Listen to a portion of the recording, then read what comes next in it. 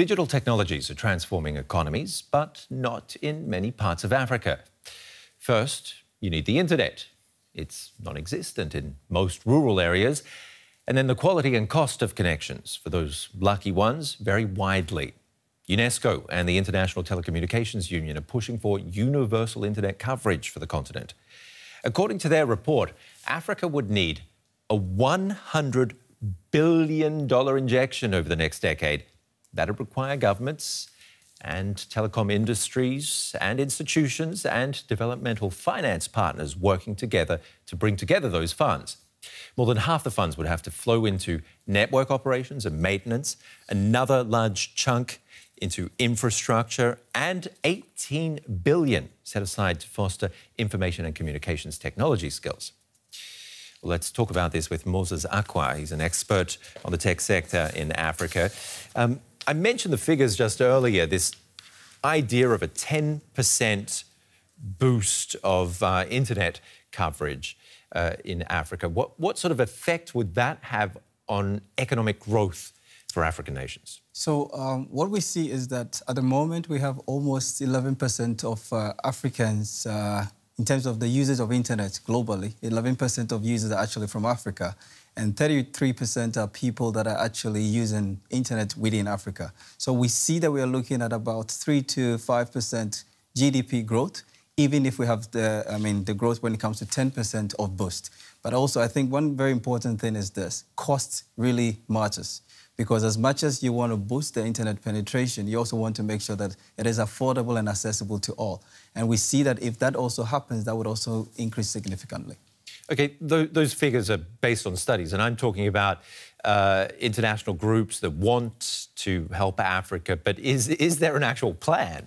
So, I mean, what you see is that I always talk about something called a tip factor: technology, innovation, and then policy. So it is in the right direction for them to even think about something like this and put some figures and statistics together. But what is important is that with the technology coming in, and now we're looking at what kind of infrastructure should be there, we need to look at the fact that Africa is a huge continent, and most often when it comes to internet connection, normally it's this undersea fiber cables that are connected. And most often we've seen that around the continent, internet penetration is higher.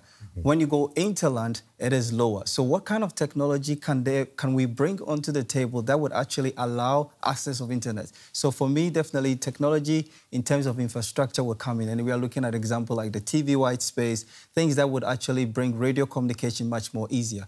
And that's why I believe that the policy is right. And also the fact that they're even thinking about it makes it even more interesting. What are some of the other solutions? I mean, does it mean sending up balloons to give people internet coverage like Facebook has talked about? I mean, I think it all comes down to making sure that there is a universal coverage. And universal coverage means that there should be a lot of innovation. Yes, balloons is one of them. But then also, what kind of radios can we use to actually make sure that it can penetrate and get to more of the hinterland? Because again, a lot of the technologies that are developed by the foreign countries, or I would say developed countries, are not having the same challenges like Africa as a continent being so huge. So it's important that we look at the fact that we get the technologies and innovations that would actually penetrate. And that is why, for instance, I talk about Google and Microsoft going into the TV white spaces. But also what we've seen is that the local Africans are actually doing something that is new. We've seen the example of BRIC now coming in, making sure there is access, even with what we call the mobile access, using the mobile routers that will be moving from one bus to the other as well.